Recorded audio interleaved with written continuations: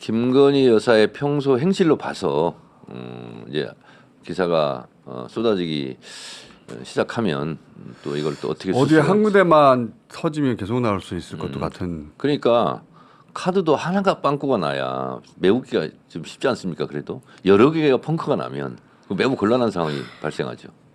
대통령실이 막을 수 있나 모르겠네요. 만약 이게 존재한다면. 근데 이제 막는 것도 실력이잖아요. 그리고 항상 일은 발생하게 되고 특히 이제 국정 같은 경우는 위기 관리 능력 이것이 이제 굉장히 중요하지 않습니까?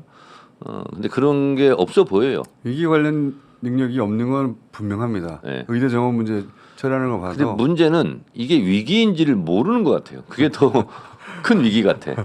네. 대부분은 위기 관리가 실패하는 이유가 이 현 정권에서 보니까 마지막 순간까지 그게 위기인지 모르더라고요. 네.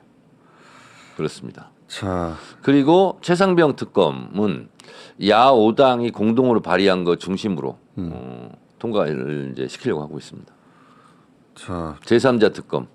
그것도 수용한 거잖아요. 한동훈 대표가 그렇습니다. 그래서 저희가 낸 당론으로 발의한 그 최상병 특검안이 있고 또 제3자 특검을 중심으로 한 야5당 공조해서 낸 특검안이 있는데 이번에는 야5당 그러니까 제3자 특검 한동훈 대표 받아라 이거 아닙니까? 한동훈 대표 보고 있나 뭐 이런 거죠 이제. 네. 네, 본인이 한 말이니까. 네.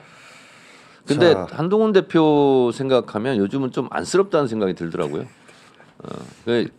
집권 여당 대표는 힘 있는 자리거든요. 근데 그렇죠.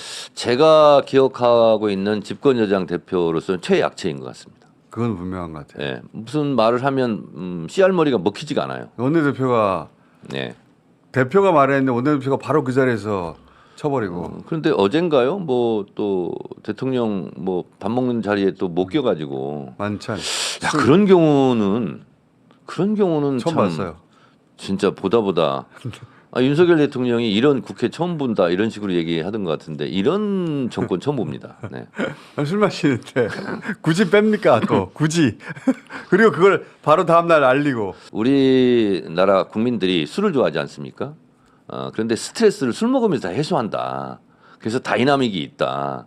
그래서 저녁까지 술 먹다가 직장에서 안 좋은 일, 스트레스 일, 뭐 다툴 일 있으면 술 먹으면서 툭 터놓고 얘기하고 허심탄회하게 얘기하고 툭 풀고 아침에 다시 또 새벽같이 출근하고 이런 다이나믹이 있어서 대한민국이 이제 지금까지 이제 발전했다. 80년대 90년대 그랬죠. 예, 이랬는데 아니 좀 한동훈 대표하고 윤석열 대통령이 좀 짜증나는 일이 서로 있겠지. 그러면 술 먹고 풀어야 될 거 아니에요.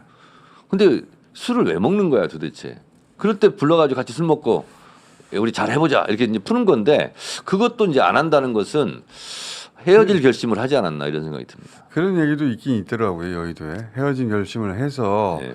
헤어질 결심을 알리려고 굳이 안 부른 술자리를 알렸다. 그리고 몇 명밖에 안 되는 극소수인데 그게 언론에 공개되는 것도 말을 한 거죠. 무슨 누가. 의도가 있는 거죠. 그래서 거기 참사가 누군가 말한 거죠. 정치를 하든 안 하든 정치적 의도가 있는 거 아니냐 이렇게 얘기하잖아요. 모든 건 다 의도가 있는 거죠. 그렇죠. 전날 비공개니까 더군다나 관전하는 것이. 근데 거기서 벌어진 일을 우리가 어떻게 합니까? 근데 그걸 그 다음날 바로 알렸다는 건 누가 의도적으로 알린 거죠. 그러니까 두 가지 중에 하나인데요. 이거는 진짜 실수로 흘렸다. 그것도 그러면 실력이 없는 거고 의도를 가지고 우리가 이렇게 의도죠. 한동훈 대표를 왕따시켰다 하는 의도라면 두 번째 케이스라면 한동훈 대표는 짐을 쌀 것이냐 아니면 거사를 치를 것이냐 이제 양당 간에 결정을 해야죠. 대표는 최근에 의원님하고도 전에도 그런 얘기 나눴지만 빨리 의원이 되고 싶을 것 같아요. 지난 총선 때 출마하지 않은 걸 크게 후회할 거라고 봅니다. 그래서 제가 마포을로 오셔라 상대해주겠다. 꼭 그때 총선 때 이거 출마하는 거 큰 실수라고 제가 그때 그랬었는데 오려면 마포을로 오시라 이렇게도 좀 초대도 하고 그랬는데 이게 국회의원이 안 된 채 지금 대표 역할을 하려니까 그게 어렵잖아요. 이제 선거철이나 이럴 때는 이제 당이 굉장히 중요하지 않습니까? 예. 선거를 진두지휘하고 근데 그거는 선거철이죠. 소위 말한 전시. 예. 근데 평시에는 국회를 중심으로 당이 움직이지 않습니까? 그렇죠. 근데 국회의원이 아니면 본회의장에 일단 들어올 수가 없고 들어갈 수도 없고. 교섭단체 연설을 할 수가 없고 예. 상임위장에 들어갈 수가 없고 그러니까요. 원래는 의원총회는 의원들만 모이는 건데 그러니까요. 예외적으로 당대표면 이제 들어가서 얘기하는 건데 본인이 직접 그런 회의에 참석하고 법안을 만들고 개정안을 토론하고 하는 것과 멀리 떨어져서 보는 것과는 완전히 다르거든요. 그러니까 본인은 스스로의 소외감 이런 것을 많이 느끼고 있지 않을까 하는 많이 생각이 느끼고 듭니다. 있을 것 같아요. 저는 그래서 뭐 한동훈 대표가 말을 안 해봤는데 보궐에 빨리 들어가야 되겠다. 근데 보궐이 금방 있나요? 그때까지 어떻게 버틸래나? 보궐이 지금 난데가 거의 없는 것 같은데요. 난다 하더라도 대법까지 나야 되니까 그렇습니다. 내년에 안 날 것 같거든요. 그러면 그 사이에 버틸 수 있어야 되잖아요. 이게 지금 근데 술자리 하고 나서 한동훈 뺐지 그러고 알려버리니까 이게 이런 뉴스가 사람을 골로 가게 하는 거거든요. 사실은. 맞아요. 예. 맞아요. 이게 이제 술자리에서 안주 삼기 좋은 뉴스예요. 그렇죠. 예. 한동훈 대표는 거기 못 갔다며? 왜 못 갔을까? 그렇게 사이가 안 좋아? 아이고 옛날에는 좀 좋은 것 같더구만. 뭐 이러면서 이제 이제 끝났나 봐. 온갖 이제 상상의 나래들이 추석 안주감으로 직전에 이제 올라가죠. 추석 직전에 굳이 빼서 부르는 이유가 뭐가 있어요. 예.